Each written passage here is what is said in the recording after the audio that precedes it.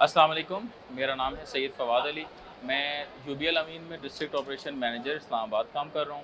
ہمارے ساتھ بیٹھے ہوئے ہیں مفتی محمد صادق صاحب، جو کہ شریعہ بورڈ ممبر ہیں یو بی ایل امین اسلامی بینکنگ میں، اور ابھی اسپیشلی کراچی سے تشریف لائی ہیں ہمارے کچھ سوالات کے جواب دینے کے لیے، اسپیشلی اسلامی بینکنگ سے ریلیٹڈ جو کوئی کنفیوژن ہوتی ہے اس کی پریکٹیکل امپلیمنٹیشن ہے، ہم کس طریقے سے اپنی شریعہ پروڈکٹس کو پروموٹ کر رہے ہیں، ایک Islamic banking industry of Pakistan جو ہے وہ کس طریقے سے اسلامی بینکنگ اویئرنیس، یہ جو پوری کیمپین کا ایک اہتمام کیا ہے اور کس طریقے سے اس کو لے کے چل رہی ہے، اس کے لیے ایک دو ہمارے بڑے اچھے سے سوال ہیں جن کے لیے ہم مفتی صاحب کا پہلے سے شکریہ بھی ادا کرتے ہیں۔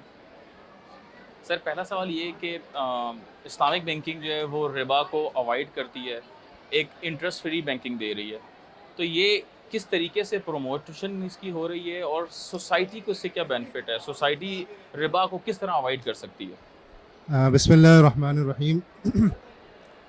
دیکھیں، ربا ایک ایسی چیز ہے جس کے بارے میں قرآن کریم میں اللہ تعالیٰ سے جنگ کے مترادف اسے قرار دیا گیا۔ تو جس سوسائٹی میں ربا ہو، جس سوسائٹی میں سود ہو، وہ سوسائٹی کبھی ترقی نہیں کر سکتی اور اس میں کبھی فلاح نہیں آ سکتا۔ تو یہ کسی بھی سوسائٹی سے ربا کو ختم کرنا یہ ہم سب کی ذمہ داری ہے، ایک شہری کے، ایک مسلمان ہونے کی حیثیت سے، کہ ہم سوسائٹی سے بھی ربا کو ختم کریں اور اپنی زندگی سے بھی ربا کو ختم کر سکیں۔ اب ہم اپنی سوسائٹی سے ربا کیسے ختم کر سکتے ہیں؟ تو سب سے پہلے ہمیں اپنی جتنی بھی مالیاتی ہمارا نظام ہے، بینکنگ ہے، یا جو بھی ہم بینکنگ کرتے ہیں، فائنینشیل ہم جتنی بھی سروسز لیتے ہیں، وہ سب سود سے پاک ہمیں لینی چاہیے۔ اور اس کے ساتھ ساتھ ہمیں اپنی بیداری اور ایک آگاہی کی مہم پھیلانی چاہیے، اویئرنیس پھیلانا چاہیے، کیونکہ ہمارے بہت سارے دوست، ہماری سوسائٹی کے اکثر لوگ اس بات سے ناواقف ہیں کہ اسلامک بینکنگ ایک حقیقت ہے اور وہ بہت اچھے طریقے سے ربا کے بغیر آپ کی تمام سروسز اور تمام ضروریات، جو آپ کی فائنینشیل ضروریات ہیں، وہ اسلامی بینکنگ کے ذریعے آپ کو مہیا کی جا رہی ہیں اور بالکل کامیاب ہے، اور تمام آپ بلا کسی تکلیف کے، بغیر کسی پریشانی کے آپ تمام سروسز حاصل کر سکتے ہیں۔ تو اس کے لیے، اس اویئرنیس کے لیے، یہ ایک بہت اچھا انیشیٹو ہے اسٹیٹ بینک کا، اسلامی بینکنگ انڈسٹری آف پاکستان کا، اور اس طرح کے اور بھی سیشنز کراچی میں بھی ہوئے ہیں اور یہ آئندہ بھی جاری رکھنے چاہیے۔ اور اس میں جو ہم چیزیں بتا رہے ہیں لوگوں کو، اس پہ لوگوں کو خود بھی اپنی پرسنل زندگی میں بھی عمل کرنا چاہیے، خود بھی جو فائنینشیل ٹرانزیکشن کرتے ہیں ادر دین بینکنگ، تو اس کو بھی کریں، اور یہ ایک علم حاصل کریں کہ اسلام ہم سے کیا مطالبہ کرتا ہے۔ کیونکہ دیکھیں، ہم یہ سمجھتے ہیں کہ اسلام نام ہے صرف روزہ نماز کا، حالانکہ اسلام صرف اس کا نام نہیں ہے، بلکہ اسلام ہم سے پوری زندگی کے بارے میں مطالبہ کرتا ہے کہ آپ جب کوئی فائنینشیل ڈیلنگ کریں تو اس میں بھی ربا سے بچیں، قمار سے بچیں، غرر سے بچیں۔ تو ہمیں اس کے بارے میں اپنے ایجوکیشن میں بھی بیسک لیول سے اپنے ایجوکیشن میں اس تعلیم کو عام کرنا ہوگا، آگاہی لوگوں کو دینی پڑے گی، سوشل میڈیا کے ذریعے، الیکٹرانک میڈیا کے ذریعے اور پرنٹ میڈیا کے ذریعے، تاکہ ہم سب لوگ، کیونکہ اسلامی بینکنگ اس وقت ترقی کر سکتی ہے جب تمام لوگ آن بورڈ ہوں، بے شک، ریگولیٹر بھی آن بورڈ ہو، عوام بھی آن بورڈ ہو، اور اسکالرز بھی آن بورڈ ہو، اور جو بینکرز ہیں وہ بھی آن بورڈ۔ شکریہ۔ اچھا، اس میں جب ہم بات کر رہے ہیں کہ اسلامک بینکنگ جو ہے وہ اس کی پریکٹیکل امپلیمنٹیشن کی بات کریں، اس کو بات کریں سوشلی رسپانسیبل ہے، تو کس طریقے سے اسلامک بینکنگ اپنا سوسائٹی میں کردار ادا کر رہا ہے اور ایک سوشلی رسپانسیبل بینکنگ کر رہا ہے؟ اچھا دیکھیں، اسلامی بینکنگ کسی بھی نان ایتھیکل، نان شریعہ کمپلائنٹ چیزوں کو فائنینس اور کیٹر نہیں کرتا۔ ہم سود سے بچتے ہیں، سود سب سے بڑا ایک عذاب ہے اللہ تعالیٰ کا، جس کی وجہ سے ہم عذاب میں ہوتے ہیں، اس کو ہم بالکل اوائڈ کرتے ہیں۔ ہم غرر کو اوائڈ کرتے ہیں، ہم ایسی چیزوں پہ نہیں جاتے جو لوگوں کی صحت کے لیے نقصان دہ ہو، ہم نان ایتھیکل بزنس نہیں کرتے اسلامی بینکنگ میں۔ تو اسلامی بینکنگ، اور سب سے بڑی بات کہ اسلامک بینکنگ حقیقی تجارت کو فروغ دیتی ہے۔ اسلامی بینکنگ صرف ایسا نہیں کرتی کہ آپ کو لون دے دیا، آپ کیا کر رہے ہیں، بلکہ ایکچوئل میں ہم خرید و فروخت میں، تجارت میں ہم شامل ہوتے ہیں، جس کی وجہ سے ایک معیشت کا پہیہ چلتا ہے۔ اکانومک ایکٹیویٹی ہونا اسلامی بینکنگ کے لیے بہت ضروری ہے۔ اچھا، اب آپ نے بات کی کہ ہم ربا کو اوائڈ کر رہے ہیں، ہم تجارت کو اسلامی بینکنگ میں ٹریڈ کو پروموٹ کر رہے ہیں، تو اگر ہم اس کی ایک پارٹیکولر بات کریں کار فائنینسنگ کی، کار فائنینسنگ اسلامک بینکنگ میں کس طریقے سے ڈفرینٹ ہے ایک پہلے کے ہمارے کنونشنل بینکنگ کی بنسبت، یہ بتائیے. اچھا دیکھیے، کنونشنل بینکنگ میں صرف اور صرف قرض دیا جاتا ہے، یعنی وہاں پر ایک صرف لون کی ٹرانزیکشن ہوتی ہے. کنونشنل بینک کسٹمر کو لون دیتا ہے اور وہ اس سے گاڑی خرید لیتا ہے. گاڑی اس کی اپنی ہوتی ہے، سارا رسک، ساری ذمہ داری اس کی اپنی ہوتی ہے، صرف بینک لون دیتا ہے، قرض دیتا ہے. لیکن جب ہم اسلامی بینکنگ کی بات کرتے ہیں تو اسلامی بینکنگ اگر لون دے گا تو اس پہ کوئی اضافی وہ رقم چارج نہیں کر سکتے. تو اس لیے ہم کبھی بھی قرض نہیں دیتے، بلکہ ہم پارٹنرشپ کی بنیاد پر بینک اور کسٹمر مل کر ایک گاڑی خریدتے ہیں، اور بینک اپنا حصہ کسٹمر کو کرائے پر دے دیتا ہے، اور کسٹمر ہر مہینے اس کا کرایہ بھی ادا کرتا رہتا ہے، اور ہر مہینے پابندی سے کچھ یونٹس بھی اس گاڑی کے خریدتا رہتا ہے. تو نتیجے کے طور پہ ایک وقت ایسا آتا ہے کہ وہ تمام یونٹس خرید لیتا ہے اور وہ اس گاڑی کا مالک بن جاتا ہے. اب یہاں پر دیکھا جائے تو اگر آپ کیلکولیشنز دیکھیں، اینڈ رزلٹ دیکھیں، تو آپ کو ایسا لگے گا کہ وہاں پر بھی کنونشنل میں بھی آپ کو 30% دینا پڑتا تھا، یہاں پر بھی دینا پڑ رہا ہے، اور قسطیں بھی آلموسٹ سیم ہیں. بالکل. لیکن جب آپ اس کے ایگریمنٹس کی بات کرتے ہیں، اس میں رسک کی بات کرتے ہیں، اونرشپ کی بات کرتے ہیں، تو آپ کو بہت بڑا ڈفرینس دونوں میں سامنے نظر آئے گا. کنونشنل بینک اسلامی اس گاڑی کا کوئی رسک کسی بھی لمحے پر نہیں لیتا. اگر کسی بھی وقت وہ گاڑی تباہ ہو جائے، ضائع ہو جائے، تو سارا کا سارا رسک کسٹمر کا ہے، اور کنونشنل بینک اس سے لون کا پورا مطالبہ کرے گا. لیکن اسلامک بینکنگ میں اس گاڑی کا مالک بینک ہوتا ہے، اسلامک بینک ہوتا ہے، اور کسٹمر بھی مالک ہوتا ہے، دونوں پارٹنر کے طور پہ کام کر رہے ہوتے ہیں. تو جس طریقے سے اونرشپ بڑھتی جاتی ہے، جو اونرشپ جس وقت بھی ہوتی ہے، اس حساب سے دونوں رسک برداشت کرتے ہیں. اگر گاڑی کو خدا نخواستہ نقصان ہو جاتا ہے، گاڑی تباہ ہو جاتی ہے اور تکافل کلیم بھی نہیں ملتا، تو پھر دونوں پارٹنرز اپنے اپنے ریشو کے حساب سے اس کا رسک برداشت کرتے ہیں. تو یہ ایک بہت بڑا فرق ہے جس میں ایک اسلامی بینکنگ میں ہم اس گاڑی کی اونرشپ بھی لیتے ہیں، اس کا رسک بھی لیتے ہیں، اور تھرو آؤٹ دی پیریڈ لیتے ہیں. تو یہ ایک بالکل بہت بڑا فرق ہے. اور اس کے ساتھ جب تک گاڑی نہیں آتی، اسلامی بینکنگ میں رینٹ اور جو اس کی قسطیں ہیں وہ اسٹارٹ نہیں ہوتی.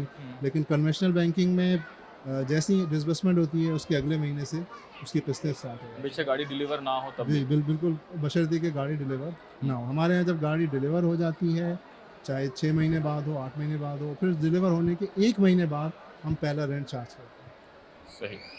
اچھا، اب اسی سے ریلیٹڈ جب ہم نے ایک بات کی، تو پھر میرا ذہن میں ایک سوال یہ ہے کہ اسلامک بینکنگ میں ہم جو اکاؤنٹس آفر کر رہے ہوتے ہیں وہ profit and loss sharing account ہوتے ہیں، مضاربت کی بنیاد پر ہوتے ہیں. تو لیکن ابھی تک جو اسلامی بینکس وغیرہ نے اس میں لاس کیوں نہیں پاس آن کیا؟ یا ہم اکثر ایسا سن رہے ہوتے ہیں کہ اسلامی بینکنگ بتاتے تو ہیں لیکن لاس پاس آن نہیں کرتے، شیئر نہیں کرتے. تو اس پہ ذرا تھوڑا سا ڈیٹیل سے بتائیں. اچھا، یہ بہت کامن ایک آبزرویشن ہے کہ ابھی تک جتنی بھی اسلامی بینکنگ ہوئی ہے اس میں کبھی بھی کسی بھی اکاؤنٹ ہولڈر کو لاس پاس آن نہیں ہوا. یعنی کبھی ایسا نہیں ہوا کہ آپ نے اپنے اکاؤنٹ میں 1 لاکھ روپے رکھے تھے اور جب 1 مہینے بعد آپ گئے تو آپ کو پتہ چلا کہ وہ 1 لاکھ روپے سے کم ہو. تو لوگ پھر یہ سوال کرتے ہیں، جیسا کہ آپ نے بتایا، کہ بھائی اگر ہم نفع نقصان کی بنیاد پہ بینکنگ کرتے ہیں تو پھر اکاؤنٹ ہولڈر کو لاس کیوں نہیں ہوتا؟ تو اس کی وجہ یہ ہے کہ ہم ایسا نہیں کرتے کہ ہم نے کسی سے پیسے لیے اور اس کو کسی اسپیسیفک جگہ پہ فائنینس کر دیا، بلکہ ہم تمام ڈپازیٹرز کا پیسہ لے کر ایک پول میں ہم اسے جمع کرتے ہیں اور اس کو پھر بہت ہی ڈائیورسیفائڈ طریقے سے مختلف جگہوں پہ انویسٹ کرتے ہیں. ہم اس میں سے کچھ پیسوں کے گورنمنٹ کے سکوک خرید لیتے ہیں، کچھ پیسوں سے ہم کنزیومر میں فائنینسنگ کرتے ہیں، کہیں پہ کمرشل میں، کہیں پہ کارپوریٹ میں، اور ڈفرینٹ ایوینیوز میں، ٹریڈ میں، اس طرح ہم مختلف جگہوں پہ فائنینسنگ کرتے ہیں. تو بالکل لاس ہوتا ہے، بہت سارے کسٹمرز ڈیفالٹ بھی کر جاتے ہیں، بہت سارے پروویژنس بھی آتی ہیں، رائٹ آف بھی ہوتے ہیں، یہ سارے پرابلمس ہوتے ہیں. لیکن میجورٹی جو ہماری فائنینسنگ ہوتی ہے اس سے ریٹرن آتا ہے. تو اگرچہ 1-2 جگہ لاس ہو بھی جائے، لیکن چونکہ باقی جگہ سے پروفٹ آ رہا ہوتا ہے تو وہ پروفٹ جو ہے اس لاس کو ریکور کر لیتا ہے. تو اس وجہ سے جو کسٹمر ہے اس کو لاس پاس آن نہیں ہوتا. لیکن چونکہ لاس ہوا ہوتا ہے اس کی وجہ سے کبھی پروفٹ کم ہو جاتا ہے، پروفٹ زیادہ ہو جاتا ہے، پروفٹ میں ویریشن ہوتی رہتی ہے. لیکن وہ چونکہ ہمارا پورٹ فولیو اتنا بڑا ہوتا ہے اور اتنی ڈائیورسیفائڈ ہماری انویسٹمنٹ ہوتی ہے کہ جس کی وجہ سے کسٹمر کو لاس نہیں ملتا ہے. چونکہ ہم بہت ہی لو رسک ایریا میں ہم فائنینسنگ کرتے ہیں اور اس کے بدلے میں ہم اس کو رسک میٹیگیشن کے ذریعے جو حلال شریعہ کمپلائنٹ رسک میٹیگیشن کے ذریعے رسک کو کم سے کم کرنے کی کوشش کی جاتی ہے. تو اس لیے کم جگہوں پہ نقصان ہوتا ہے لیکن وہ پروفٹ سے ریکور ہو جاتا ہے. Thank you. اچھا ایک اور اب ایک سوال میرے ذہن میں آ رہا ہے کہ جو گورننس ہے اسلامک بینکنگ ہے, جو پروڈکٹس ہیں, جو پرنسپلز ہیں, ان کو گورن کس طریقے سے کیا جاتا ہے, اس کے پیچھے جو ہیں وہ کیا رولز ہیں جن کو ہم فالو کر رہے ہوتے ہیں, جو کہ بیسک ہماری اسلامک بینکنگ انڈسٹری میں تمام بینکس میں ہی امپلیمنٹڈ ہیں. اچھا یہ بھی ایک بہت اچھا سوال کیا آپ نے. یہ بھی ایک بہت لوگوں کا کنسرن ہے کہ ٹھیک ہے آپ نے سارے پرنسپل بتا دیے کہ بہت اچھے طریقے سے ہم مضاربہ کرتے ہیں, مشارکہ کرتے ہیں, ہم رسک بیس کر رہے ہیں, شریعہ کمپلائنٹ کر رہے ہیں, لیکن لوگ ہم سے یہ پوچھتے ہیں کہ کیا واقعی اس پہ امپلیمنٹیشن ہو رہی ہے نہیں ہو رہی, کیا واقعی اس طرح کی بینکنگ ہو رہی ہے نہیں ہو رہی. تو اس کے لیے ایک اسٹیٹ بینک نے شریعہ گورننس فریم ورک ایشو کیا ہوا ہے جس میں مختلف اسٹیک ہولڈرز کی مختلف ذمہ داری لگائی گئی ہے. سب سے پہلے جو برانچ مینیجر ہے, جو بزنس سائڈ ہے, وہ رسپانسبل ہے کہ وہ شریعت کے مطابق کام کرے. پھر اس کے بعد شریعہ کمپلائنس ڈپارٹمنٹ ہے, پھر شریعہ آڈٹ ڈپارٹمنٹ ہے, پھر ایکسٹرنل شریعہ آڈٹ ڈپارٹمنٹ ہے, پھر ایس بی پی کی انسپیکشن ٹیمز ہیں, اور اس کے ساتھ ساتھ شریعہ بورڈ کا اوور سائٹ اور اس کی چیکنگ وغیرہ بھی ساتھ ساتھ چلتی رہتی ہے. تو ان سب چیزوں سے اس بات میں ایک نہیں بلکہ کئی چیکس لگائے گئے ہیں اور اس بات کو انشور کیا گیا ہے کہ جو کچھ لکھا ہوا ہے اسی طرح ہو اور اسی پر عمل ہو. اگر کوئی چیز ہائی لائٹ ہوتی ہے آڈٹ میں, کمپلائنس ریویو میں, تو پھر وہ بورڈ تک جاتی ہے, اسٹیٹ بینک تک اس کو ہم رپورٹ کرتے ہیں اور پھر ہم اس کے لیے مزید کنٹرول لگاتے ہیں. تو ایک آن گوئنگ پروسیس ہے جو کہ چلتا جا رہا ہے, اور الحمدللہ یہ ایک کسی بھی کسٹمر کے لیے یہ بات کافی اطمینان کے باعث ہونا چاہیے کہ یہ ایک پراپر ریگولیشن کے تحت کام ہو رہا ہے اور گورننس کے تحت کام ہو رہا ہے. اور اس میں جس طرح فائنینشلی آپ اس بات کو محفوظ سمجھتے ہیں کہ آپ کا پیسہ کے ساتھ فراڈ نہیں ہوگا اور وہ کوئی لے کے بھاگے گا نہیں, تو اسی طرح آپ کو اس بات پہ بھی بالکل یقین رکھنا چاہیے کہ جتنے بھی پرنسپلز ہیں اس پہ حتی الامکان عمل کیا جائے. Thank you. ایک بڑا کامن سا کوسچن ہے کہ بیسک ڈفرینسز کیا ہیں ہمارے اسلامک بینکنگ میں اور کنونشنل بینکنگ میں. کچھ کی ٹپس بتا دیں, کچھ کی پوائنٹس جو ہمیں ڈفرینشیٹ کرتی ہے. دیکھیں اسلامک بینکنگ ایک فیتھ بیس بینکنگ, ہم ایک یقین کے ساتھ بینکنگ کرتے ہیں اور وہ تمام کے تمام شریعہ پرنسپلز پر مبنی ہے. اور جو کنونشنل بینکنگ ہے وہ مین میڈ پرنسپلز پر ہے. اور اسلامی بینکنگ میں جتنی بھی چیزیں جس سے اللہ اور اللہ کے رسول نے منع کیا ہے, اور اس میں غرر ہے, اس میں قمار ہے, اس میں سود ہے, ان تمام چیزوں سے بچا جاتا ہے. اور کنونشنل بینکنگ میں ان میں سے کسی بھی چیز کا خیال نہیں رکھا جاتا. اسلامک بینکنگ میں ہم کسی کو اگر قرض دیتے ہیں, پہلی بات تو ہم قرض دیتے ہیں, اگر ہم دے بھی دیں تو ہم اس سے کوئی ایکسٹرا چارج نہیں کرتے. لیکن کنونشنل بینکنگ قرض دے کر اس پہ نفع لیتا ہے. اسلامی بینکنگ میں ہم رسک کو برداشت کرتے ہیں, ایسٹ بیسڈ بینکنگ کرتے ہیں. ہم کوئی چیز یا تو بیچتے ہیں یا اسے رینٹ پہ دیتے ہیں. جو چیز بھی ہم رینٹ پہ دیتے ہیں یا بیچتے ہیں اس کی ہم اونرشپ لیتے ہیں اور اس کا رسک لیتے ہیں. تو یہ Islamic banking risk based banking. اس میں اگر آپ کہیں سے پروفٹ کما رہے ہیں, کہیں رینٹل کما رہے ہیں, تو اس کا پورا رسک آپ نے as a bank as a owner لیا ہوا ہے. بالکل. بہت بہت شکریہ مفتی محمد صادق صاحب آپ کا کہ آپ کراچی سے آئے, آپ نے ہمارے لیے ٹائم نکالا, اسلامک بینکنگ اویئرنیس کیمپین کا حصہ بنے اور کچھ امپورٹنٹ سوالات پہ آپ نے ہماری آگاہی فرمائی. جی بہت شکریہ. السلام علیکم ورحمۃ اللہ.